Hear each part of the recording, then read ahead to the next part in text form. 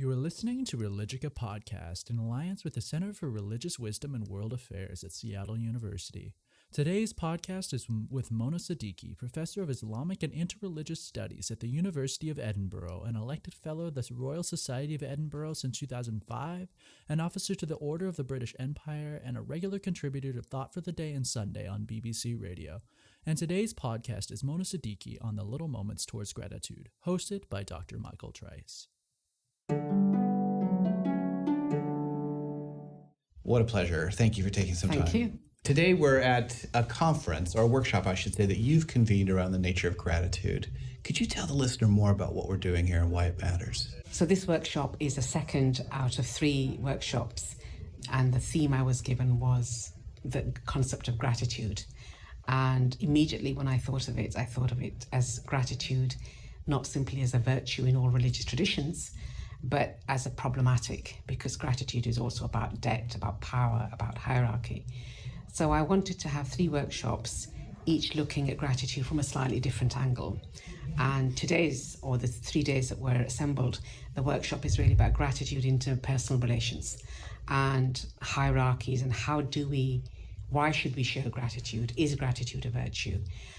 So I want to go beyond the merely descriptive of gratitude is a virtue and you are happier when you're grateful, all of which I agree with, but as a scholarly impulse within me. But gratitude also creates problems, and we are often in relationships with. But I do think that the reason why gratitude is becoming more popular, both as an academic discipline, but also, policymakers are thinking about this, is because people feel restless. People feel the society's discussions have become far more toxic. People feel that relationships fall apart, and there's nothing to hold on to in life. That your whole life seems to be falling apart in so many different ways. What are the things that make us feel whole again? And so whether you say thank you, whether someone says a kind word to you, whether you can salvage a relationship despite your anger and frustration, those are the things that keep giving us hope, and they bring us back from the brink of sort of inward looking toxic conversations about anger and resentment. So I think that's why gratitude has become, because people realize that kindness and just being with someone or for someone is redeeming, and it creates better relationships. And I think people deep down, we're all thirsty for better relationships. As a scholar and a person, when you talk about the toxicity of ingratitude, or the toxicity that we experience in the world, gratitude does something to us that I think you're signaling. Does joy have a proper role in relationship to gratitude? Or does memory have a role, do you think, with respect to gratitude? I think absolutely. So when I think about my own life and my family issues that I've had with certain members of my family, I realized it was a physical action of reaching out and saying, I want joy back in my life with certain members of my family. And that means you have to remember in a different way. You have to forgive. You have to forgive yourself as well. You have to be kind to yourself as well, rather than think all the years I've wasted, how do I reclaim them? So every moment that we decide we want to do something that's going to be better for us and for the people around us, you have to just keep moving forward. It's so easy to feel trapped in the past. And I think those little movements in the right direction, those words, those relationships, they might never be perfect, but they bring a level of joy, because you know that you are feeling better by letting go of all the things that are keeping you back in life. I imagine you've also talked a little bit about the fact that there are power differentials in the world, and there are things to feel grateful for and things not to feel grateful for. And there are also kinds of memories that impact us in such a way that gratitude isn't our first or even our last response. What do you say to people who are dealing with that kind of experience in their lives and are looking to redeem the role of gratitude in everyday life? I realized the power of gratitude in my own life years ago when my eldest son was a freak playground accident, and he was hit by a ball which lodged in his eye socket, and he ended up with a retinal tear. He was only 8 years old. I had never really known about a retinal tear, but he was rushed to hospital, and although this is a routine operation, there's always a chance you can go blind in one eye. And I think it was one of those points which made me realize how fragile our happiness is, our relationships are. What we're cherishing today could be taken away from us tomorrow. And I do remember that as a big turning point in my life, just being grateful for children, for moments, for times together. And I don't think we hear enough of that.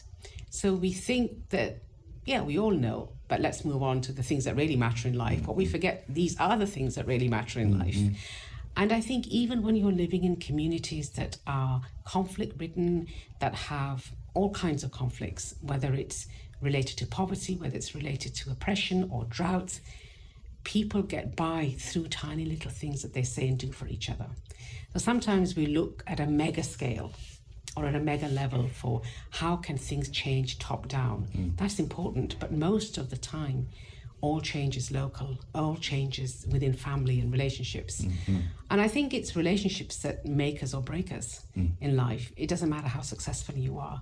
If you don't have the right relationships with people around you, I don't think you ever feel whole.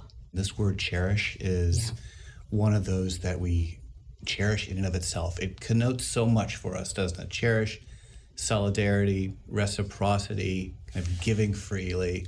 It all requires a kind of risk, but it seems to me as we're talking that gratitude is a doorway through.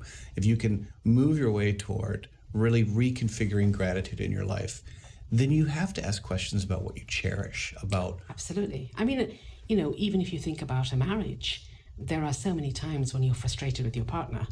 There are so many things that you feel angry about at times. And then you realize, actually, what I have is great. With all the issues, what I have is, and you can either focus on all the negativities in any of your relationships, or you think, no, there's so much good here. This is what I need to cherish. This is how we build our life together, rather than constantly thinking, well, these are the faults we find with each other. And I think that's the same with any relationship. It really is an act of consciousness, being alert to the fact that the blessings that you have in your life could be taken away at any time. And so I think that, you know, the most joy that we get, yes, we get joy through work, we get joy through friendships, but I think you have to find that kind of way of being with people, whether it's family or your work colleagues or friends. You have to turn your life in that direction. It doesn't just happen. You have to say that going to be this sort of person who will be this sort of person, whether it's a mother or a sister or a colleague, despite everything that I feel, despite the anger I may feel at times, despite the fact that I may feel things aren't going well. No, because that is a very downward spiral when you start focusing on the negatives in your life. So absolutely. I mean, I have said this to so many people. And I thought about this. I remember actually putting the book down when I read Meister Eckhart's dictum, you know, if the only prayer you ever say in life is thank you, that's enough. And I think that really coloured my life for me for the last 10, 15 years.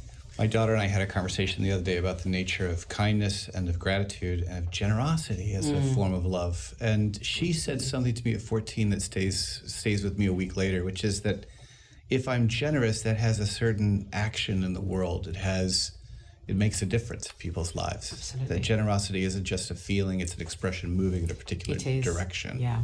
And and I think actually young people, I would say my children's generation, their friendships, their encounters, the way I've tried to raise them with both Islamic and Western, the best of both, if I can put it that way, they are far more generous and open-hearted and kinder because they know that kindness matters. They may have far more privileged lives than I was raised with, but I think they're also of a generation where they know that they simply know more in some ways because they're made to know more through just the outpouring of all kinds of media.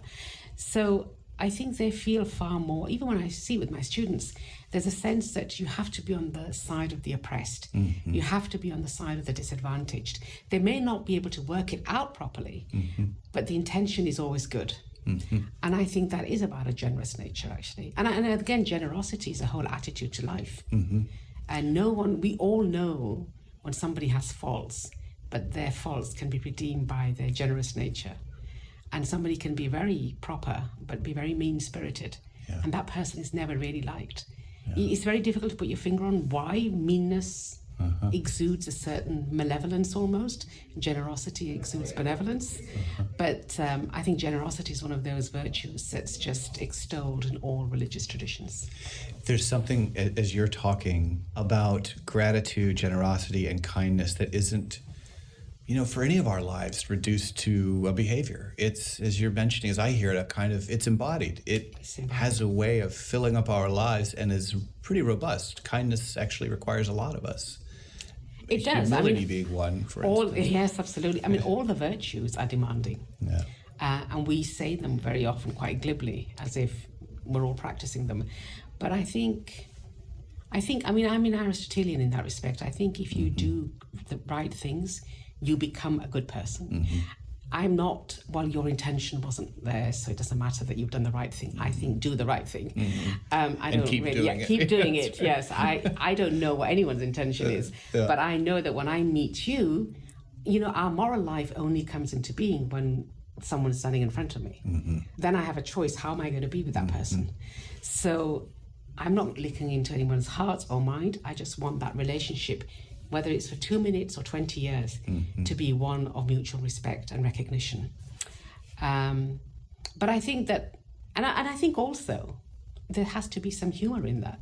Humor. Yeah, humor. Intellectual intimacy is based on good relations and being able to feel that you can have humor. Yeah. That brings joy to a relationship. Yeah. I always say to people, more junior colleagues, that don't do anything if it's not fun. They say, how can it be fun if it's academic? And I say, no, there's academic fun. The humor and being surrounded by colleagues who challenge you but also bring joy to your work. Yeah. So for me, these 2 workshops, and hopefully the third one, actually has been a little bit of a venture in bringing small groups of people who are willing to be exposed to what they know and what they don't know, where they are in their own journey, intellectual journey and academic journey, but are also colleagues in the true sense of the word. This conference, like anyone listening and all of our friendships and families, that humor itself like that kind of engaging, rolling up our sleeves around difficult challenges requires that we trust each other. And humor comes right out of that sense of trust and safety, doesn't it? It does. You can't joke around with people if they don't trust you and you don't trust them. And I think also, even before you get to a level of trust, you can read people, you can read a room, and you can think, I can get away with saying this. Because life's short, and academics, whatever people throw at us, we are busy people. Yeah. We have papers to grade and all the rest of it. But I think that if you are going to do something that's a project like gratitude or anything like joy, humility, then you have to have some well-intentioned, well-meaning people who are taking the concept seriously, and not just thinking, I'll just say a few glib things and that'll be it. And I think when somebody takes a concept seriously and comes out with a good paper, you can see it in the room. You can see people reflecting and ticking away and thinking, So I always say, if I go away from a workshop or a conference with a couple of good ideas, that's been successful. That's terrific. You don't have to be right. You just have to be devoted to the fact that you're alongside others on a bit of a journey that you've committed yourself to. Absolutely. Right? And you wake up to 1 or 2 good ideas and you go back to your own work and you think, I'm going to change that now because I think that actually makes better sense than what I was thinking. And that's really our work, isn't it? It is. If you had to choose one question that you think we should be thinking about today in the world and we need to find responses to, what would you choose? I think I would actually emphasize kindness, because I think that how our whole being, whether it's in close relationships, in civic communities, as citizens of a country, it takes years to build up a relationship. It takes seconds to destroy it. So I think reaching out to people with just small acts of kindness, it sounds like a cliche, but I think it is probably the most dramatic thing you do for yourself and for somebody else, because you just don't know where one act of kindness might lead. And I think we don't give enough credence to kindness as something that should be embodied and a living force in our personal and professional lives. Learn more about the Center for Religious Wisdom and World Affairs at Seattle University by visiting stm.seattleu.edu/center.